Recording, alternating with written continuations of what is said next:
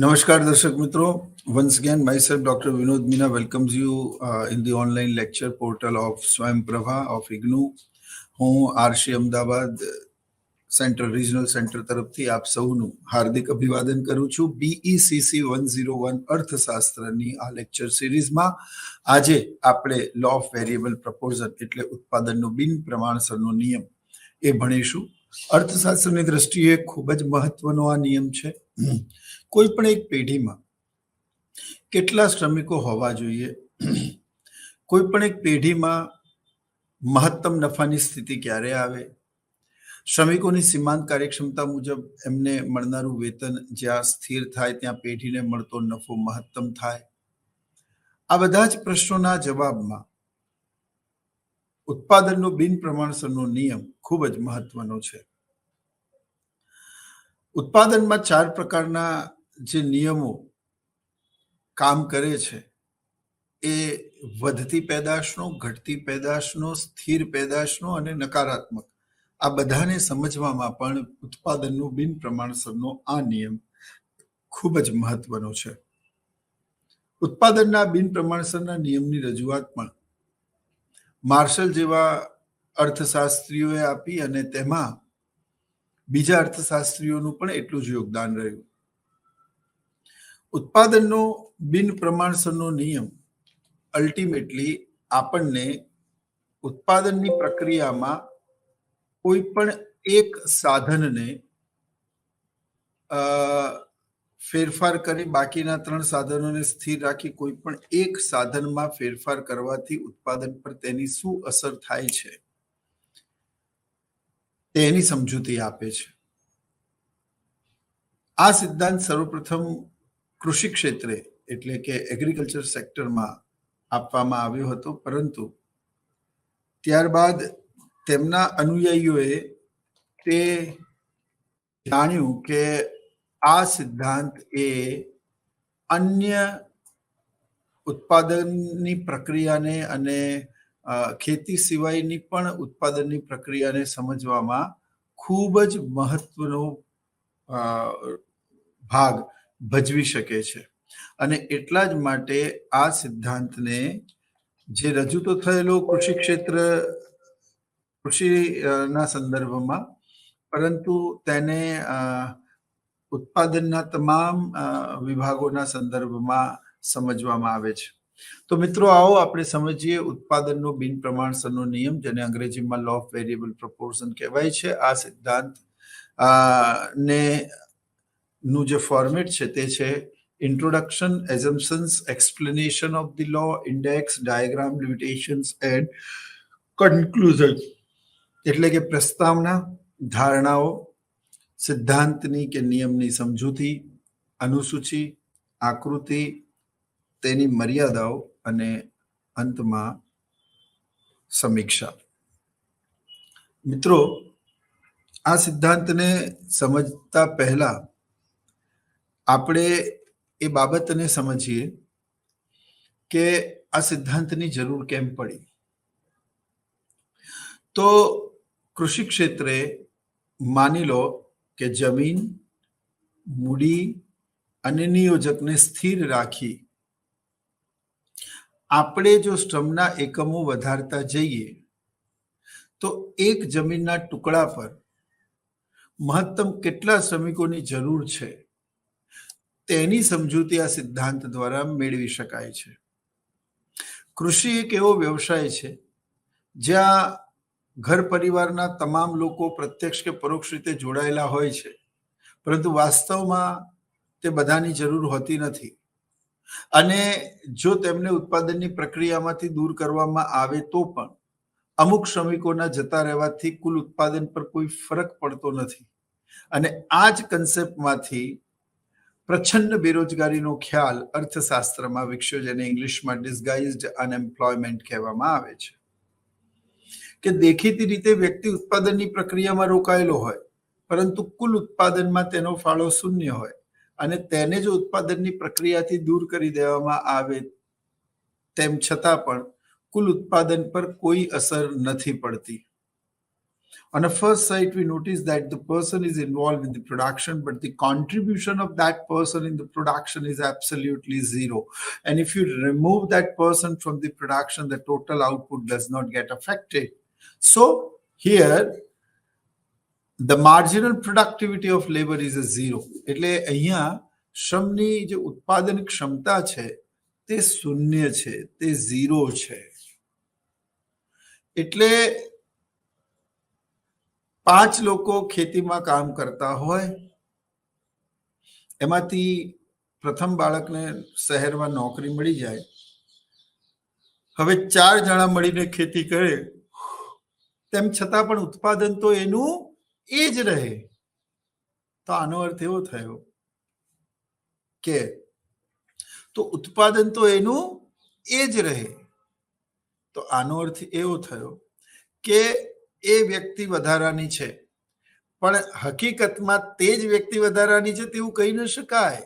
માનો એ આવી જાય અને બી જતો રહે તો પણ ઉત્પાદન એનું એ જ રહે. એટલે કોઈ પણ એક વ્યક્તિ વધારાની છે, પણ તેને ઓળખી શકાતી નથી અને ચોક્કસ કહી શકાતી નથી કે આ જ વ્યક્તિ વધારાની છે. અને એટલા જ માટે આવી બેરોજગારીને છુપી બેરોજગારી, અને અંગ્રેજીમાં તેને હિડન અનએમ્પ્લોયમેન્ટ પણ કહેવામાં આવે છે. ફાઇન. તો અર્થશાસ્ત્રમાં પ્રચંડ બેરોજગારીના સંદર્ભમાં જે રગનાર નર્ક્સે ગર્ભિત બચતોનો ખ્યાલ રજૂ કરેલો, એને સમજવામાં પણ ઉત્પાદનનો બિન પ્રમાણસરનો નિયમ ખૂબ જ મહત્વનો છે. એટલે જમીનના એક ટુકડા પર વધુમાં વધુ કેટલા શ્રમિકોની જરૂર પડે, અને પહેલા વધતી પેદાશનો, પછી ઘટતી પેદાશનો, પછી સમાંતર સ્થિર એટલે કે ઉત્પાદનની પ્રક્રિયા અને પેઢી અથવા તો ઉત્પાદન એ મહત્તમ છે અને એમાંથી પ્રાપ્ત થતો નફો મહત્તમ છે. તે પછી પણ જો અસ્થિર અને સ્થિર સાધનોનું કોમ્બિનેશન, ફિક્સ્ડ એન્ડ વેરિયેબલ ફેક્ટર્સનું કોમ્બિનેશન જો બદલવામાં આવે અથવા તે પછી પણ શ્રમિકોને વધારવામાં આવે તો નફો થવાના બદલે નુકસાન થાય છે. એવી સમજ સર્વપ્રથમ આ સિદ્ધાંત દ્વારા પ્રાપ્ત થાય છે, અને એટલા જ માટે તેનું કોન્ટ્રીબ્યુશન ખૂબ વધારે છે. પરંતુ કૃષિ ક્ષેત્રે રજૂ થયેલો આ સિદ્ધાંત હકીકતમાં તેમના અનુયાયીઓ એવું સમજાવે છે, દર્શાવે છે કે તે એટલો જ ઉપયોગી અન્ય ક્ષેત્રોમાં પણ છે, ઔદ્યોગિક ક્ષેત્રે પણ છે, અને એટલા જ માટે તેને સમજવો જરૂરી છે. સમજીએ. Number 1, production method is constant. એટલે કે ઉત્પાદનની પદ્ધતિ છે તે સ્થિર છે, એમાં કોઈ પણ ફેરફાર થતો નથી. If you are producing through labor intensive method, or if you are producing through capital intensive method, or you are producing with certain machineries or certain combination of the labor, it means a method constant છે, એમાં કોઈ ફેરફાર થતો નથી. જો method બદલાશે તો સમગ્ર ઉત્પાદનની પ્રક્રિયા પણ બદલાઈ જશે. એટલે આપણે એવી ધારણા કરવી પડે છે કે ઉત્પાદન પદ્ધતિ તે સ્થિર છે. જો ઉત્પાદન પદ્ધતિને સ્થિર ન રાખવામાં આવે તો પછી આ સિદ્ધાંતને સમજી શકાતો નથી. Number 2, factors combination change is possible. આનો અર્થ એવો થયો કે 10 વીઘા જમીન અને 50 શ્રમિકો, અથવા 20 વીઘા જમીન અને 100 શ્રમિકો, અથવા મશીનરીઝની ટેકનોલોજી વધારીને લેબરની સંખ્યાને ઓછી કરી શકાય, ઇન્વેસ્ટમેન્ટ વધારીને લેબર ઓછા કરી શકાય, લેબર વધારીને કેપિટલ અને મશીનરીનું ઇન્વેસ્ટમેન્ટ ઓછું કરી શકાય. તો જે કોમ્બિનેશન છે labour or capital or land or capital or land or labour, it can be change. એ બદલી શકાય છે, એમાં ફેરફાર થઈ શકાય છે.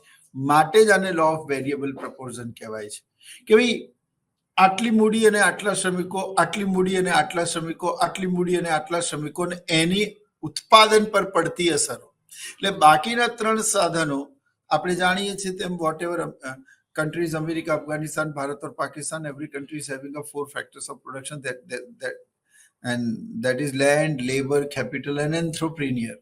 આ ચારે સાધનોમાંથી કોઈ પણ 3 સાધનોને સ્થિર રાખો અને માત્ર એક સાધનમાં ફેરફાર કરવાથી ઉત્પાદન ઉપર શું અસર પડે છે તેને જણાવતો નિયમ એટલે ઉત્પાદનનો બિન પ્રમાણસરનો નિયમ. એટલે અહીંયા પ્રમાણ બદલવામાં આવે છે. 3 સાધનોની નું વોલ્યુમ એનું એ જ રાખી કોઈ પણ એક સાધનને અહીંયા ચેન્જ કરવામાં આવે છે, તેની ઉત્પાદન પર અસરને નોંધવામાં આવે છે. એટલે factors combination can be change, એટલે જે અસ્થિર સાધન છે એના પ્રમાણમાં વધઘટ થઈ શકે અને એના પ્રમાણમાં વધઘટ થાય તો ફેક્ટર્સ કોમ્બિનેશન પણ શું થાય? ચેન્જ થાય, એ પણ બદલાય. Number 3, variable factors are homogeneous. Now what do you mean by variable factors are homogeneous? તો એ પણ સમજો. જે વેરિયેબલ ફેક્ટર્સ છે એટલે કે જે અસ્થિર સાધન છે, આપણે અહીંયા એવું માનીએ છીએ કે શ્રમ એ અસ્થિર સાધન છે, એ વેરિયેબલ ફેક્ટર છે. તો જે શ્રમ છે તો માની લો કે 10 વીઘા જમીન, માની લો કે 5 લાખ રૂપિયા અને એક્સ નામક વ્યક્તિ તેનો માલિક. આ 3 સ્થિર છે. આઈ રિપીટ અગેન, 10 વીઘા જમીન, 5 લાખ મૂડી અને એક્સ નામક વ્યક્તિ તેનો માલિક. આ 3 સ્થિર છે, બરાબર? એન્ટ્રપ્રેન્યોર, લેન્ડ એન્ડ કેપિટલ. ફાઇન. હવે આપણે શ્રમિકો એ 10 વીઘા જમીન ઉપર આ 3 સાધનો એટલે કે એક્સ નામક વ્યક્તિ તેનો માલિક છે, 10 વીઘા જમીન છે, 5 લાખ મૂડી. આની સાથે શરૂઆતમાં તમે 10 શ્રમિકો રોકો છો અને કેટલું ઉત્પાદન થયું તે નોંધો છો. પછી તમે શ્રમિકોની સંખ્યા વધારતા જાઓ છો, 11, 12, 13, 14, અને દરેક વધારાના શ્રમિકને ઉત્પાદનની પ્રક્રિયામાં રોકવાથી કુલ ઉત્પાદન પર શું અસર પડી રહી છે તેને તમે નોંધતા જાઓ છો, તેને સમજતા જાઓ છો. અને એવી કઈ ચોક્કસ સપાટી આવે છે જ્યાં જમીનમાંથી મળતું ઉત્પાદન મહત્તમ હોય અને શ્રમિકને ચૂકવાતું વેતન એની સીમાંત ઉત્પાદકતા મુજબ થાય, ત્યાં પેઢી સમતુલામાં આવે છે. The firm is in equilibrium. અને ત્યારબાદ પણ જો ઉત્પાદનની પ્રક્રિયામાં શ્રમિકોને રોકવામાં આવે, આ 3 સાધનોને સ્થિર રાખીને શ્રમિકોની સંખ્યા વધારવામાં આવે, તો એનો મતલબ એ થયો કે તમે એમને વળતર વધારે ચૂકવો છો પણ એમાંથી મળતો ફાળો એ ઓછો છે. એટલે એમની સીમાંત ઉત્પાદકતા કરતા વધારે એમને વળતર મળતું હોય ત્યાં પેઢીને નફો થવાના બદલે નુકસાન થાય. જો એ કોમ્બિનેશન કરતા ઓછા શ્રમિકો રાખો તો તમે ઉત્પાદનની મહત્તમ સપાટીને પ્રાપ્ત નથી કરી શકતા, અને એ સપાટી કરતા વધારે શ્રમિકોને રોકો તો તમે એ ફાળો ઓછો આપે છે પરંતુ તમે એને વળતર વધારે ચૂકવો છો. તો આ સંજોગોમાં પેઢીને નફો થવાના બદલે નુકસાન થાય છે. એટલે એ પણ સંભવ નથી, એ પણ પોસિબલ નથી, અથવા તો એ પણ પરિસ્થિતિ આવકાર્ય નથી. તો આ બંને કિસ્સાઓમાં પેઢીને શું થાય છે? નુકસાન થાય છે. અને એટલા જ માટે એક ચોક્કસ સમતુલાની સ્થિતિને પ્રાપ્ત કર્યા બાદ જો તમે શ્રમિકોની સંખ્યા વધારશો અથવા તો ઘટાડશો તો સમતુલાની સ્થિતિથી સહેજ પણ ખસશો તો એ પરિસ્થિતિ પેઢી માટે આદર્શ નહીં હોય. એ પણ આ સિદ્ધાંત સમજાવે છે. અને એમાં એક વધારાનો શ્રમિક જેમ જેમ વધતો જાય છે તો અહીંયા એવું એઝ્યુમ કરવામાં આવ્યું કે શ્રમિકની કાર્યક્ષમતા, એનું નોલેજ, એની સ્કિલ, એની એક્સપર્ટાઇઝ એ બધું એક સરખું છે. ખરેખર આવું હોતું નથી. And this is it becomes the limitations of this law. એ આ સિદ્ધાંતની મર્યાદા પણ બને. એક શિક્ષક તરીકે અમે લોકો અમારા વિદ્યાર્થીઓને કોઈ પણ ભેદભાવ રાખ્યા વગર એક સરખું ભણાવીએ ઘણીવાર એક જ બેન્ચ પર દીકરો દીકરી બંને બેસીને ભણતા હોય, એક જેવું ભણતર આપ્યું હોય, તેમ છતાં પણ એક પાસ થાય, એક ફેલ થાય, કોઈ યુનિવર્સિટીમાં ટોપ કરે, કોઈ 80-80 લઈને આવે. તો અહીંયા અર્થ એવો થાય કે દરેકની માનસિકતા એક સરખી નથી હોતી. એટલે કે દરેકની મેમરી અને દરેકની માનસિક ક્ષમતા જે છે એ અલગ અલગ છે. અને એટલા જ માટે દરેક વિદ્યાર્થી એક સરખું પેપર હોય, એક સરખું ભણાયું હોય, એક સરખી નોટ્સ ઇવન એ લોકોએ વાપરી હોય, એક સરખો સમય એ લોકોને મળ્યો હોય લખવાનો, તેમ છતાં પણ કોઈ ગોલ્ડ મેડલ લઈને આવે છે, કોઈ ફેલ થાય છે. એટલે દરેકની માનસિક શક્તિઓમાં તફાવત છે. એ જ રીતે દરેક શ્રમિકોની શારીરિક ક્ષમતાઓમાં અને શક્તિમાં, એના અનુભવમાં, એના સ્કિલમાં, એના કામ કરવાની એની વૃત્તિ, એનું માઇન્ડસેટ, એનું એટીટ્યુડ, બરાબર, એ અલગ અલગ હોય. તો અહીંયા સિદ્ધાંતને સમજવા માટે આપણે એવું ધારીએ છીએ કે જે વેરિયેબલ ફેક્ટર્સ છે, જે અસ્થિર સાધન છે, તે હોમોજીનિયસ છે. હોમોજીનિયસ એટલે એક સરખા છે, દરેક શ્રમિકો એક સરખા છે. એની કાર્યક્ષમતા, એનું સ્ટ્રેન્થ, એની કામ કરવાની વૃત્તિ, ખરેખર આવું હોય નહીં. એ આ સિદ્ધાંતની મર્યાદા બનશે, જેની ચર્ચા આપણે પાછળથી કરીશું. અત્યારે આપણે માત્ર એટલું સમજીએ છીએ કે ધારણા એવી કરવામાં આવે છે જે સિદ્ધાંતને સમજવા માટે કરવામાં આવે. જો આ ધારણાઓ ન કરવામાં આવે તો પછી આપણે સિદ્ધાંતને સમજી શકતા નથી. એટલે માત્ર ને માત્ર યુનિવર્સલી આ આખા લોને સમજવા માટે અમુક ફેક્ટરને સ્થિર એઝ્યુમ કરવા પડે છે, જે સિદ્ધાંતની ધારણાઓ બને છે. પણ વાસ્તવમાં અને દરેક વખતે આવું હોય અને આવું બને છે તેવું જરૂરી નથી. એટલે તમામ શ્રમિકો એક સરખા છે. Technology and production method remains the same. હવે આને આપણે એક ઉદાહરણ દ્વારા સમજીએ. તમે 10 વીઘા જમીન, 5 લાખ રૂપિયા, એક્સ નામક વ્યક્તિ તેનો માલિક, અને 10 શ્રમિકો ઉત્પાદનમાં રોક્યા.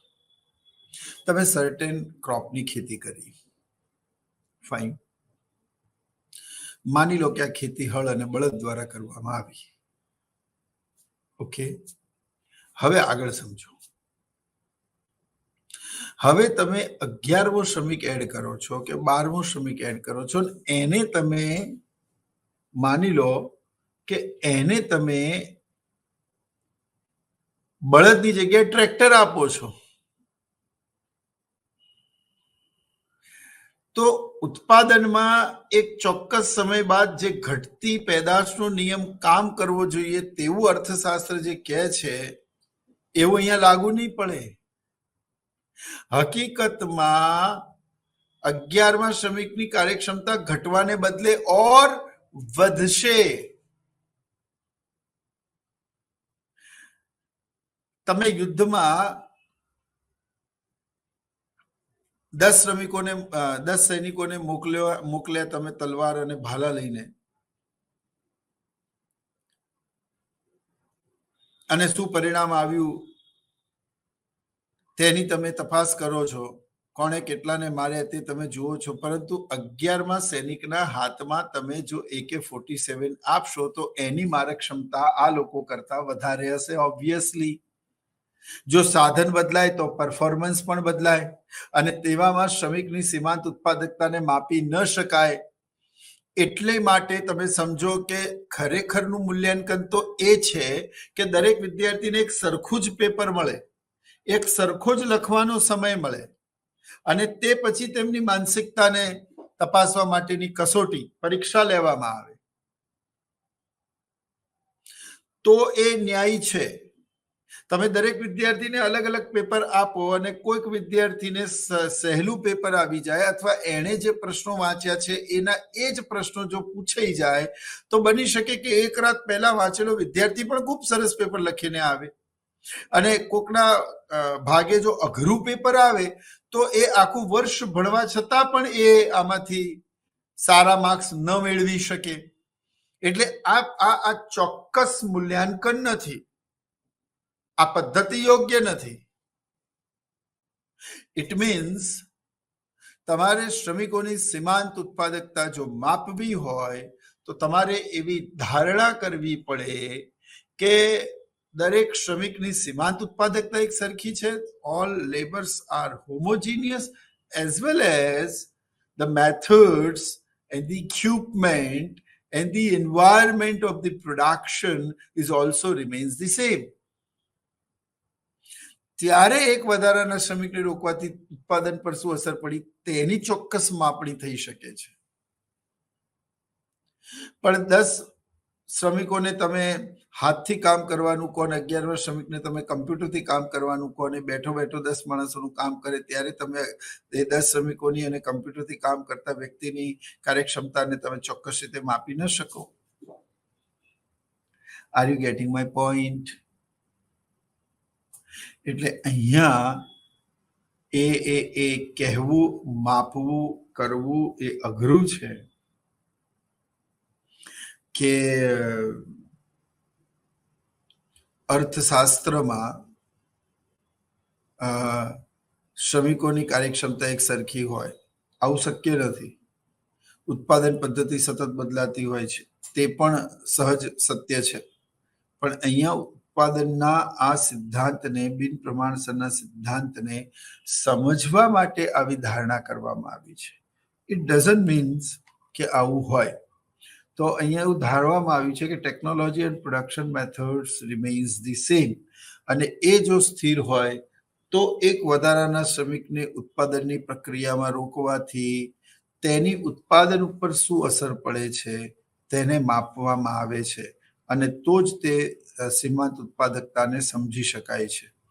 તે જ રીતે economy is free from the effects of the business cycle. આ બહુ અઘરું છે અને આવું હોવું શક્ય નથી. એ આપણે એની મર્યાદાઓમાં સમજીશું. મેં પહેલા પણ કહ્યું છે, હું ફરી પણ કહું છું કે જો ખિલતા હૈ ઉસકા મુરઝાના નિશ્ચિત है, जो जन्म लेता है उसकी मृत्यु निश्चित है, दिन के बाद रात और रात के बाद फिर सवेरा होता है, जीवन का ये नित्य क्रम सदैव चलता रहता है. जीवन के इस नित्य क्रम को हम जीवन चक्र के नाम से जानते हैं.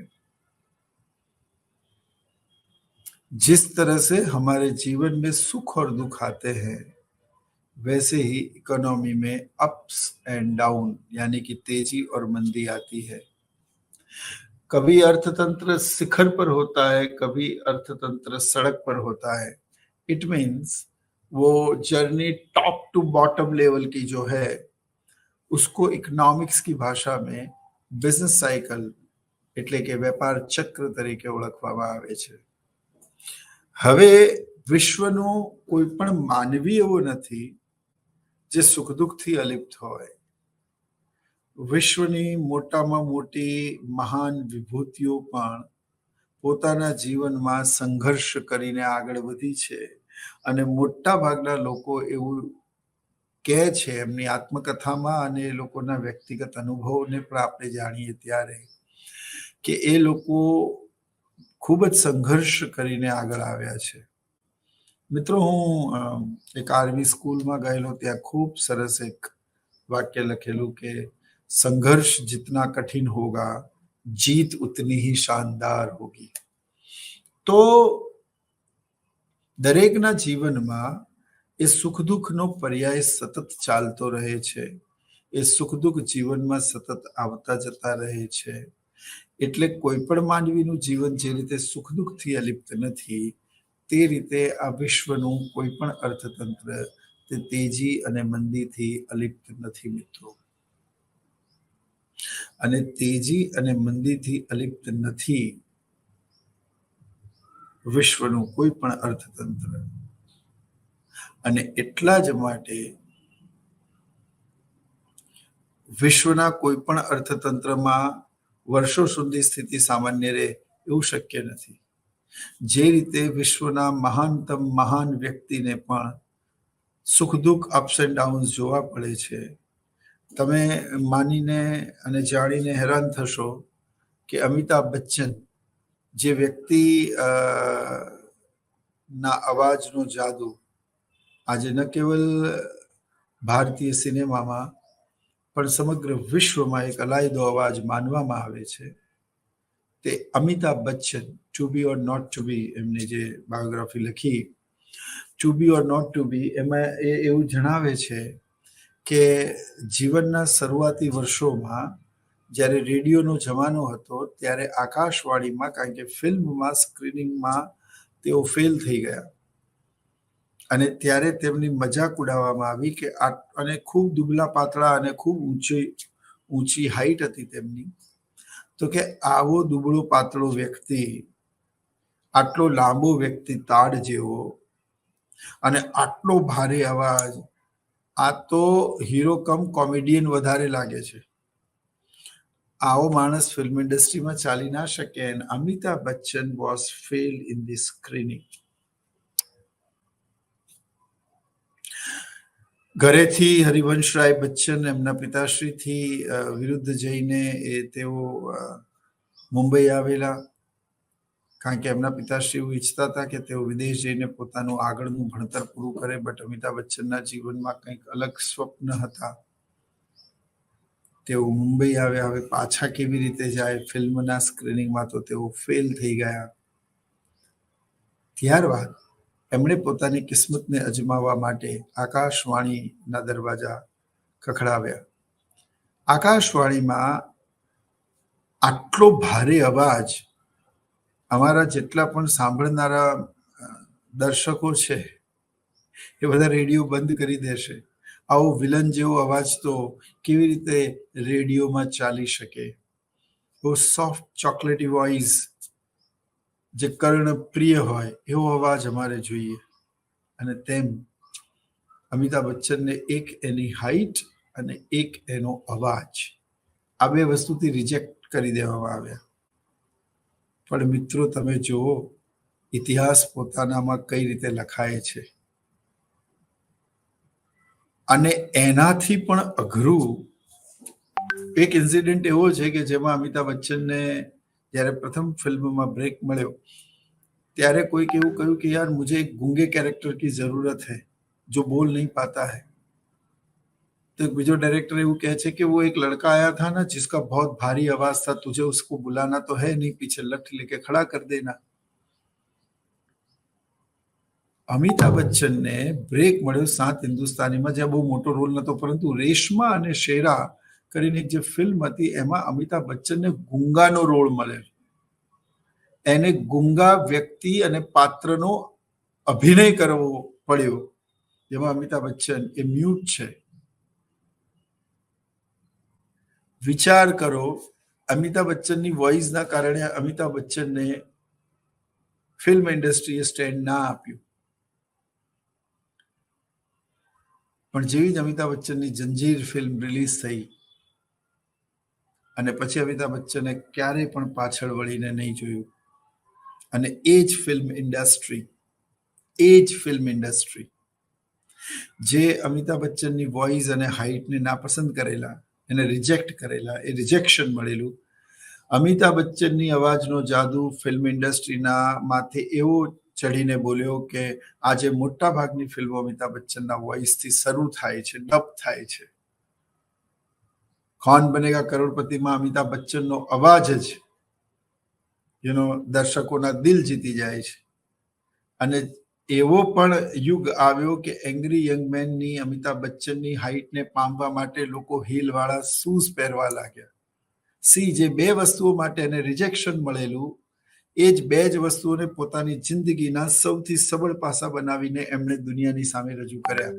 તો જો હું મારા જીવનની સૌથી મોટી નબળાઈઓને વિશ્વના તમામ લોકોની સમક્ષ સૌથી મોટી સબળ પાસા સાથે રજૂ કરી શકું છું, તો તમારી અંદર તો ઘણી બધી પોઝિટિવ વાતો રહેલી છે. then why don't you do it? કેટલો અદ્ભુત સાર છે. આ કહેવા પાછળનો તાત્પર્ય માત્ર એટલો છે કે જે રીતે માનવીના જીવનમાં સુખ દુઃખ આવે છે, એ મોટામાં મોટો સેલિબ્રિટી હોય કે એ ગરીબમાં ગરીબ વ્યક્તિ હોય, દરેકની કસોટી જીવનમાં થતી હોય છે.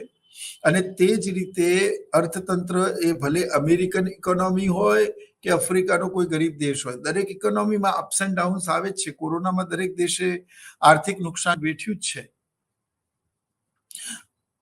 પરંતુ અર્થતંત્રની જે સંપૂર્ણ પરિકલ્પના છે, એનું સ્ટ્રક્ચર છે, એની પોલિસીસ છે, એનું જે સિસ્ટમ છે, એ અલગ અલગ હોવાના કારણે તેજી મંદીનો આ સમયગાળો એક દેશમાં વધારે બીજા દેશમાં ઓછો હોઈ શકે, પરંતુ દરેક દેશે આમાંથી પસાર તો વહેલા કે મોડા થવું જ પડે છે, એવું અર્થશાસ્ત્રી માને છે. હવે અહીંયા એવું ધારવામાં આવ્યું છે કે અર્થતંત્ર આ તેજી મંદીની ઘટનાઓથી અલિપ્ત છે અને અર્થતંત્ર એકદમ સામાન્ય છે. આ એટલા માટે કારણ કે આપણે આ સિદ્ધાંતને સમજી શકીએ, અને હકીકતમાં આપણે પણ જાણીએ છીએ કે આવું શક્ય નથી. Economy never be free from the effect of the business cycle, but here we assume that the economy is free from the effects of the business cycle. તો આ ધારણાઓ થઈ. હવે મિત્રો આપણે આ સિદ્ધાંતને સમજીએ. In the law of variable proportion the concept of diminishing returns is very popular.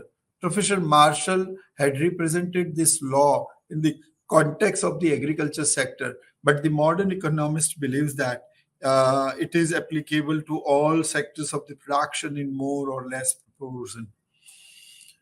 આ ઘટતી પેદાશનો નિયમ તે પ્રોફેસર માર્શલે મેં કહ્યું તેમ કૃષિ ક્ષેત્રે રજૂ કરેલો, પરંતુ તેમના અનુયાયીઓ અને આધુનિક અર્થશાસ્ત્રના તમામ અર્થશાસ્ત્રીઓ તેવું માનતા હતા કે વધતા ઓછા પ્રમાણમાં આ સિદ્ધાંત ઉત્પાદનના અન્ય ક્ષેત્રોમાં પણ એ જ રીતે લાગુ કરી શકાય અને તેને સમજી શકાય છે.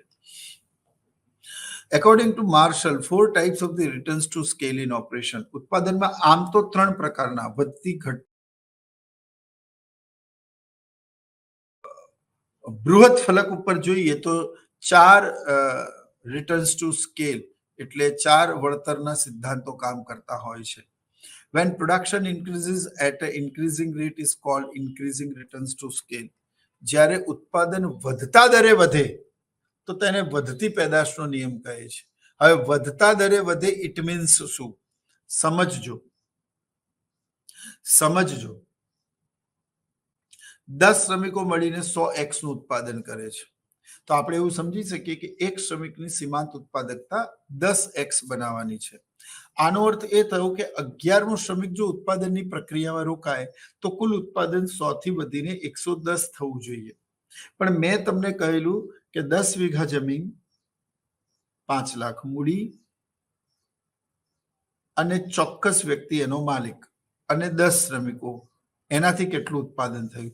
હવે તમે 11મો શ્રમિક રોકો, 11મો શ્રમિક રોકો તો કુલ ઉત્પાદન 110 ની જગ્યાએ માની લો કે 110 ની જગ્યાએ 112 એકમોનું થાય. એટલે 11મા શ્રમિકને રોકવાથી કુલ ઉત્પાદનમાં 12 એકમોનું કે 12 કિલો ઘઉંનું કે 12x નો વધારો થયો માની લો. તો જ્યારે હવે 12મું શ્રમિક રોકવામાં આવે તો કુલ ઉત્પાદન 12 દૂ 24, 124x થવું જોઈએ, એની જગ્યાએ 126x થાય. તો 12મા શ્રમિકની સીમાંત ઉત્પાદકતા 14x થઈ, એટલે એના આવવાથી 14 ગણું ઉત્પાદન વધ્યું, પહેલાના આવવાથી 12 ગણું ઉત્પાદન વધ્યું. 26માં 14 ઉમેરો તો 40 થાય, પણ અહીંયા 142x નું ઉત્પાદન થાય તો 16x વધ્યા. આમ દરેક વધારાના શ્રમિક સાથે જો ઉત્પાદન વધતા દરે વધે તો તેને વધતી પેદાશનો નિયમ એટલે કે ઇન્ક્રીઝિંગ રિટર્ન્સ ટુ સ્કેલ કહેવાય. આઈ હોપ યુ અન્ડરસ્ટેન્ડ. ફાઇન. એટલે સૌથી પહેલા ઉત્પાદનમાં વધતી પેદાશનો નિયમ કામ કરે છે. જ્યારે વધતી પેદાશનો નિયમ કામ કરતો હોય અને દરેક વધારાના શ્રમિકને રોકવાથી ઉત્પાદન વધતા દરે વધતું હોય તો તમારે ઉત્પાદનમાં શું કરવું જોઈએ? નવા શ્રમિકોને રોકવા જોઈએ.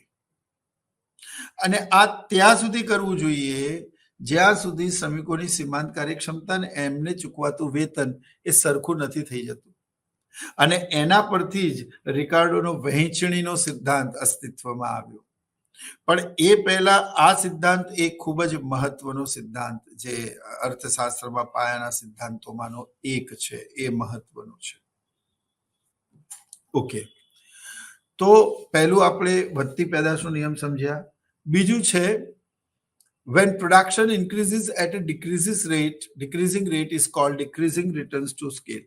ઉત્પાદન ઘટતા દરે વધે, ઉત્પાદન ઘટતા દરે વધે, કુલ ઉત્પાદનથી ઘટે નહીં પણ ઘટતા દરે વધે તો તેને ઘટતી પેદાશનો નિયમ એટલે કે ડિક્રીઝિંગ રિટર્ન્સ ટુ સ્કેલ કહેવાય છે. ફરી આપણે એને ઉદાહરણ દ્વારા સમજીએ. માની લો 10 શ્રમિકો 100x નું ઉત્પાદન કરતા હતા, એટલે એક શ્રમિકની સીમાંત ઉત્પાદકતા માની લો કે 10x ની થઈ.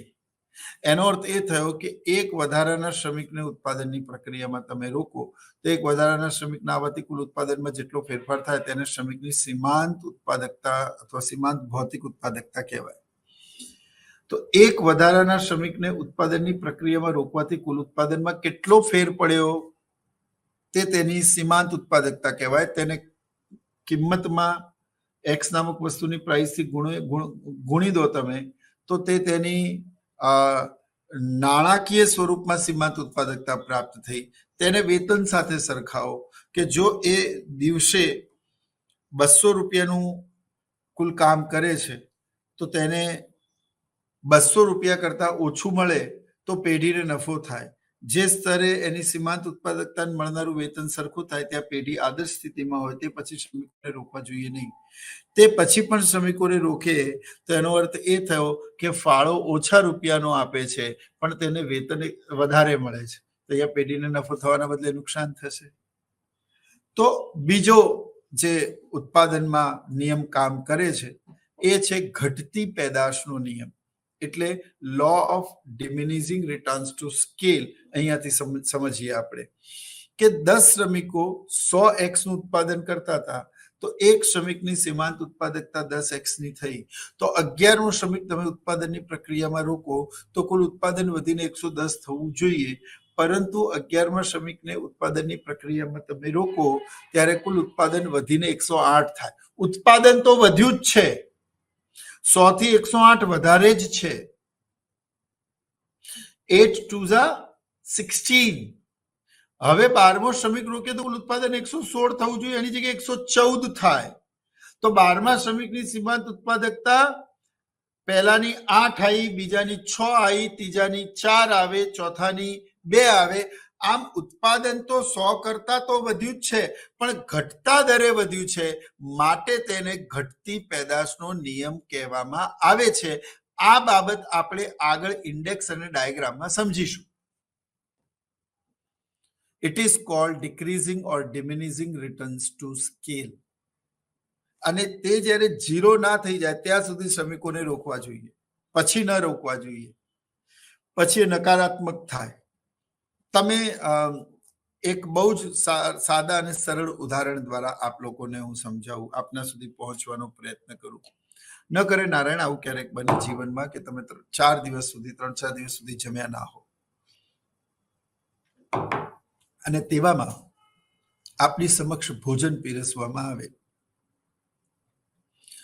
તો પ્રથમ કોળિયામાંથી મળતો સંતોષ એકદમ મહત્તમ હોય, ખૂબ વધારે હોય. ફાઇન. પ્રથમ કોળિયામાંથી મળતો સંતોષ ખૂબ જ વધારે હોય. ફાઇન. પણ જેમ જેમ તમે કોળિયા જમતા જાઓ તેમ તેમ દરેક વધારાના કોળિયામાંથી તમારું પેટ જેમ જેમ ભરાતું જાય, તમારો જઠરાગ્નિ જેમ જેમ શાંત અને તૃપ્ત થતો જાય તેમ તેમ દરેક વધારાના કોળિયામાંથી મળતો સંતોષ ક્રમશઃ ઘટતો જાય. એને ઘટતા સંતોષ એટલે ડિમિનિશિંગ યુટિલિટી, જે માર્શલે તેને તુષ્ટિગુણના સિદ્ધાંત સાથે સમજાવ્યો. ઘટતા સીમાંત તુષ્ટિગુણનો સિદ્ધાંત, લો ઓફ ડિમિનિશિંગ માર્જિનલ યુટિલિટી. અને ઘટતા ક્યારેક એવું પણ આવે જ્યારે આપણું પેટ સંપૂર્ણ ભરાઈ જાય અને ત્યારે જે અંતિમ કોળિયો ખાઓ અને તમારું પેટ ભરાઈ ગયું એટલે તમે તૃપ્ત થઈ ગયા. એ આદર્શ સ્થિતિ કે મારું પેટ ભરાઈ ગયું, આઈ am done, I M okay, હું ભૂખ્યો નથી અને હવે હું વધારે ખાઈ શકું તેવી સ્થિતિમાં નથી. જો તમે એનાથી ઓછું ખાઓ તો તમે ભૂખા રહો, જો તમે એનાથી વધારે ખાઓ તો પછી તમને રાત્રે નીંદર ના આવે, you are in uncomfortable situation. તો અહીંયા તમને જેટલી જરૂરિયાત છે એટલું તમે જમ્યા એટલે તમે સંતૃપ્તિને પ્રાપ્ત કર્યા. એ રીતે પેઢીમાં જેટલા શ્રમિકોની જરૂરિયાત છે તેટલા શ્રમિકો પેઢીમાં આયા. એ પેઢીની આદર્શ સ્થિતિ કહેવાય. ત્યાં પેઢી સમતુલામાં કહેવાય. Are you get my point? આનાથી સરસ ઉદાહરણ ના હોય. એટલે 11મો શ્રમિક રોક્યો, તેની સીમાંત ઉત્પાદકતા 8 એકમોની, એના પછી 12માની 6, એના પછી 13માની 4, એના પછી 2. આમ કરતા કરતા એ 0 એ જાય. એટલે અહીંયા ઉત્પાદન તો વધે છે પણ ઘટતા દરે વધે છે, માટે તેને ઘટતી પેદાશનો નિયમ કહેવામાં આવે છે. અને ત્રીજું જો, when total production is highest and marginal production is 0 is called constant returns to scale. જ્યારે કુલ ઉત્પાદન સૌથી વધારે હોય અને ત્યારે સીમાંત ઉત્પાદન શૂન્ય થાય, આપણે આકૃતિમાં સમજીશું. તે સ્થિતિને સમતુલાની સ્થિતિ કહેવાય. અહીંયા પેઢીને થતો લાભ એ મહત્તમ છે અથવા તેને થતી ખોટ એ ન્યૂનતમ છે. અને આ એક એવી આદર્શ સ્થિતિ છે જ્યાં પેઢી તે સ્થિતિને વળગી રહેવાનો પ્રયત્ન કરે છે. જો પેઢી આ સમતુલાની સ્થિતિથી ઉપર નીચે જાય તો પેઢીને નફો થવાના બદલે નુકસાન થાય. અહીંયા આ સિદ્ધાંત એવું સમજાવે છે કે હવે આનાથી ઓછા કે વધારે શ્રમિકો ન રોકવા જોઈએ. આનાથી ઓછું કે વધારે ખાવું એ સ્વાસ્થ્ય માટે નુકસાનદેહ છે. એ જ રીતે આનાથી વધારે શ્રમિકો રાખવા કે આનાથી ઓછા શ્રમિકો રાખવા તે તમારા માટે નુકસાનદેહ છે, પેઢી માટે નુકસાનદેહ છે. પેઢીની કુલ આવક ઘટે છે, માટે પેઢીની આ સમતુલાની સ્થિતિ છે. અને ત્યારબાદ પણ જો શ્રમિકોને રોકવાનું તમે ચાલુ કરો અથવા તો ચાલુ રાખો તો જો ચોથો નિયમ, નકારાત્મક પેદાશનો નિયમ. And when the total production starts decreasing and marginal production becomes negative is called negative returns to scale. જો કુલ ઉત્પાદન ઘટવા લાગે અને સીમાંત ઉત્પાદકતા એ નેગેટિવ થાય, marginal productivity becomes negative, એને નકારાત્મક પેદાશનો નિયમ એટલે negative law of returns to scale એવું કહેવાય. આમ ઉત્પાદનમાં 4 નિયમો કામ કરે છે: વધતી પેદાશનો નિયમ, ઘટતી પેદાશનો નિયમ, સ્થિર કે સમતોલ પેદાશનો નિયમ અને નકારાત્મક પેદાશનો નિયમ. તો જ્યાં સીમાંત ઉત્પાદકતા શૂન્ય હોય અને કુલ ઉત્પાદન ઘટવા લાગે, એ શૂન્ય જ્યારે સીમાંત ઉત્પાદકતા થાય તે પછી શ્રમિકોને રોકવા જોઈએ નહીં. અને જો તે પછી પણ તમે શ્રમિકોને રોકશો તો તમને નુકસાન થશે, તેવું આ સિદ્ધાંત સમજાવે છે. હવે આ બાબતને આપણે એક અનુસૂચિ અને આકૃતિની મદદથી મિત્રો સમજીએ. હવે તમે જુઓ, આ આકૃતિમાં એક તરફ યુનિટ્સ આપેલા છે, એટલે કે શ્રમિકો 1 થી 9 આપેલા છે. બીજી તરફ તમે જુઓ તો કુલ ઉત્પાદન આપેલું છે.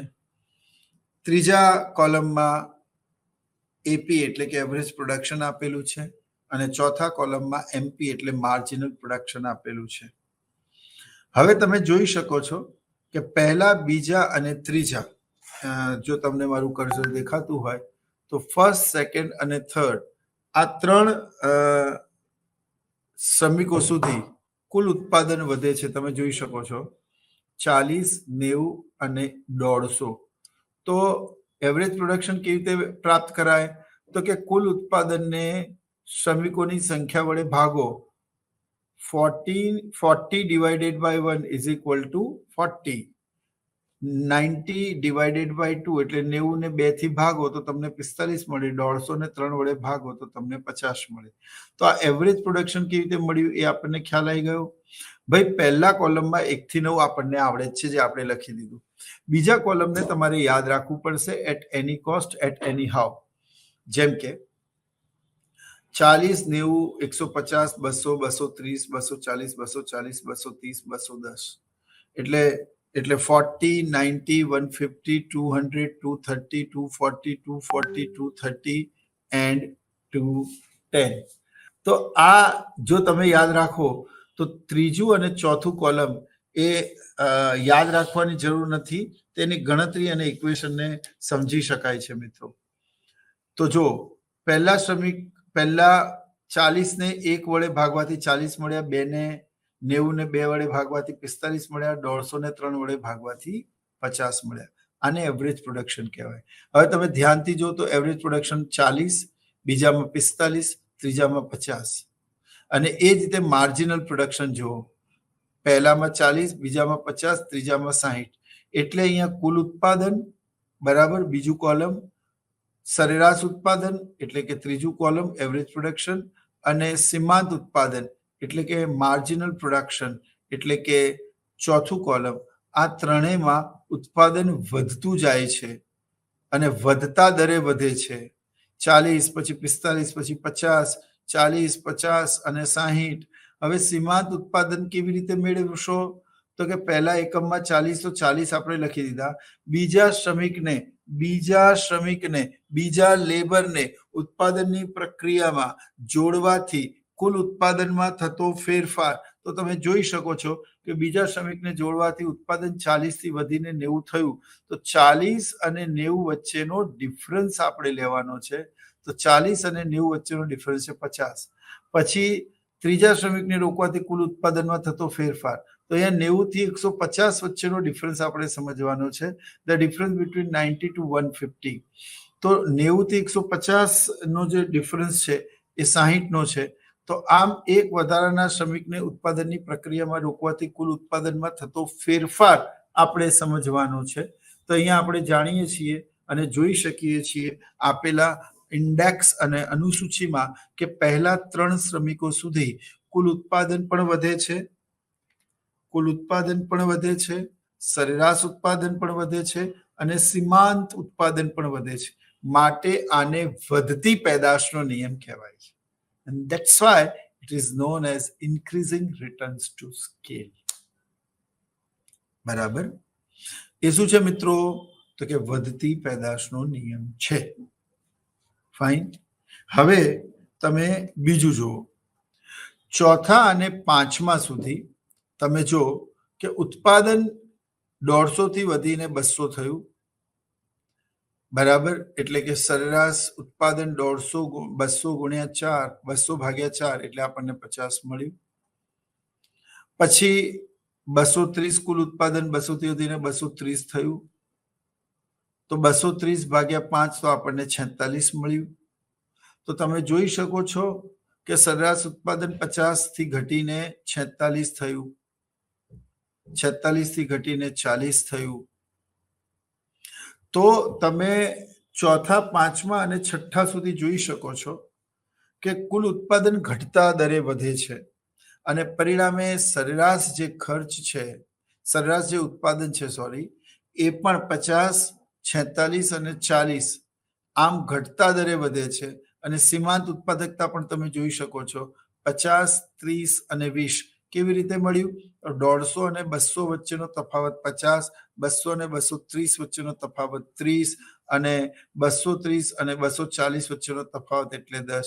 એટલે એક વધારાના શ્રમિકને ઉત્પાદનની પ્રક્રિયામાં રોકવાથી કુલ ઉત્પાદનમાં થતો ફેરફાર.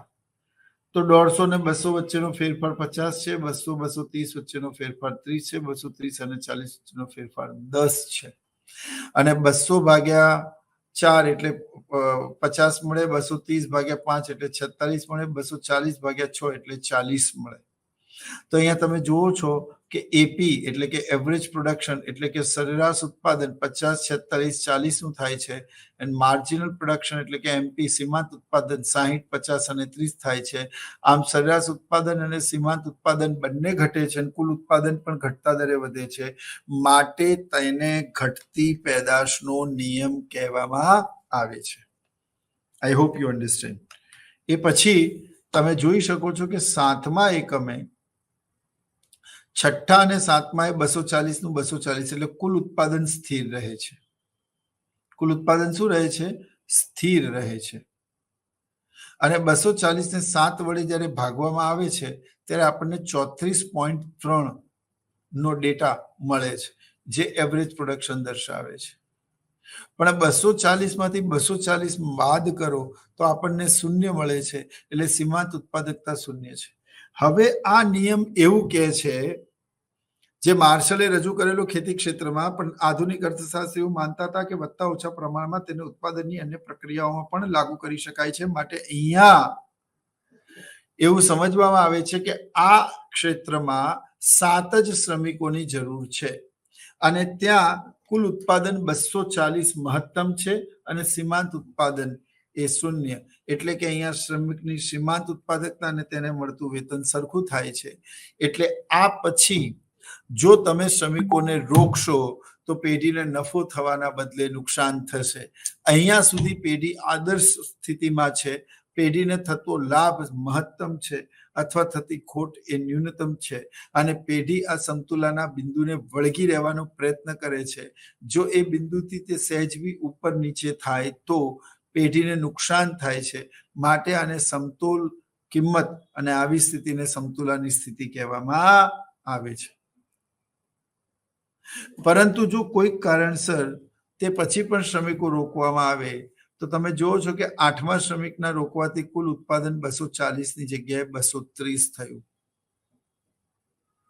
હવે 230 ભાગ્યા 8 કરો તો આપણને 28.75 મળે અને જ્યારે સીમાંત ઉત્પાદકતા 240 થી 230 થઈ એટલે -10 અને 230 થી 210 થાય તો -20 થાય.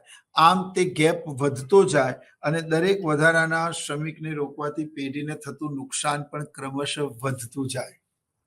એટલે અહીંયા પેઢી 7મા શ્રમિક સુધી એ સમતુલામાં છે, જ્યાં કુલ ઉત્પાદન 240, સરેરાશ ઉત્પાદન તે 34.3 અને સીમાંત ઉત્પાદન એ શૂન્ય છે.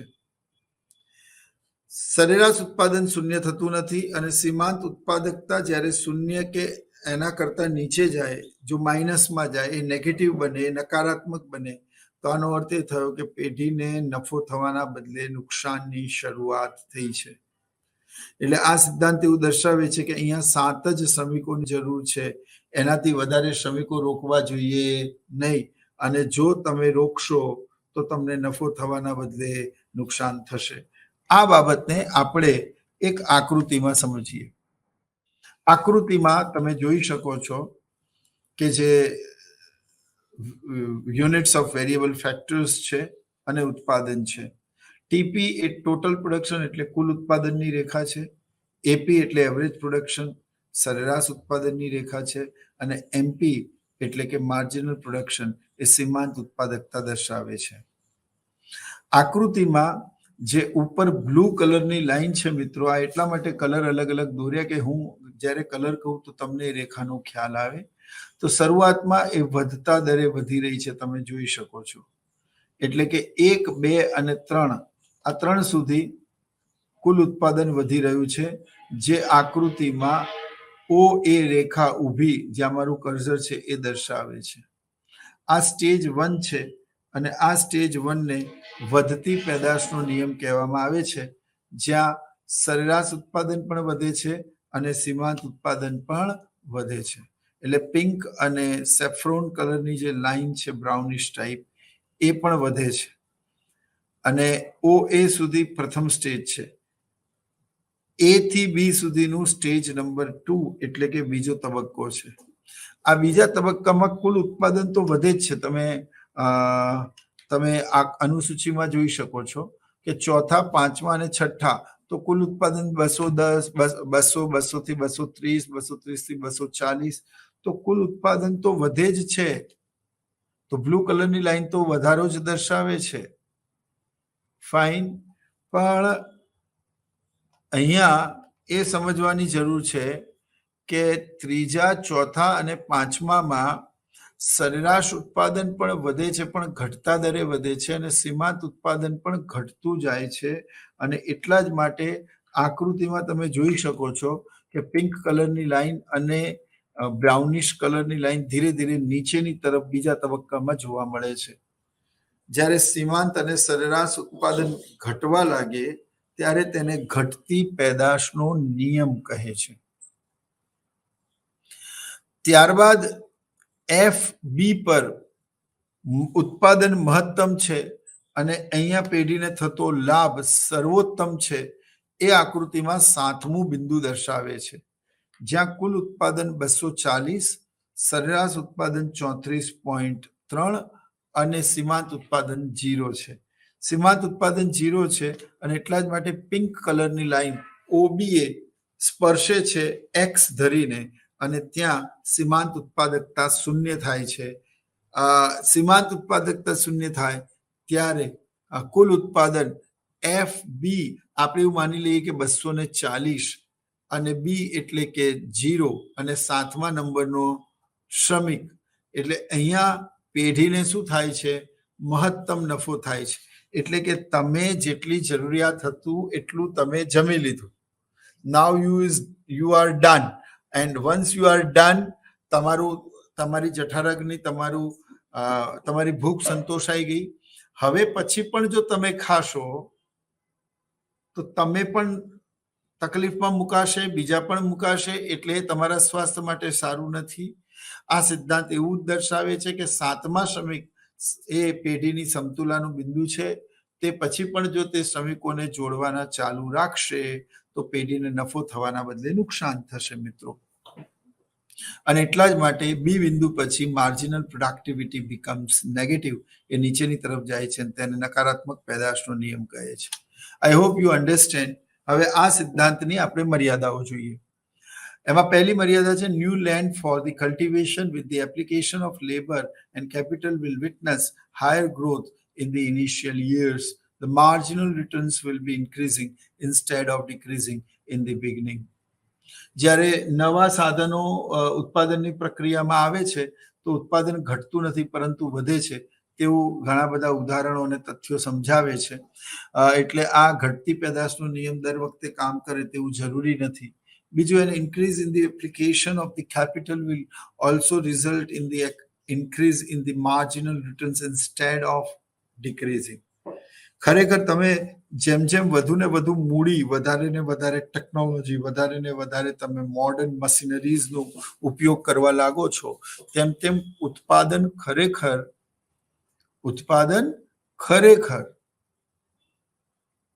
એ ઘટતા દરે નહીં પણ વધતા દરે વધે છે. મેં તમને કહ્યું કે જેમ જેમ નવી ટેકનોલોજી શોધાય છે તેમ તેમ નવા શ્રમિકોને તમે જો આધુનિક શસ્ત્રો અને આધુનિક ઇક્વિપમેન્ટ આપશો તો એવું બની શકશે કે પહેલા કરતા તે લોકો વધારે સારું કામ કરશે. અને એટલા જ માટે આપણે એવી ધારણા કરવી પડે છે કે production method is constant, the technology remains the constant, પણ પરિવર્તન એ સંસારનો નિયમ છે.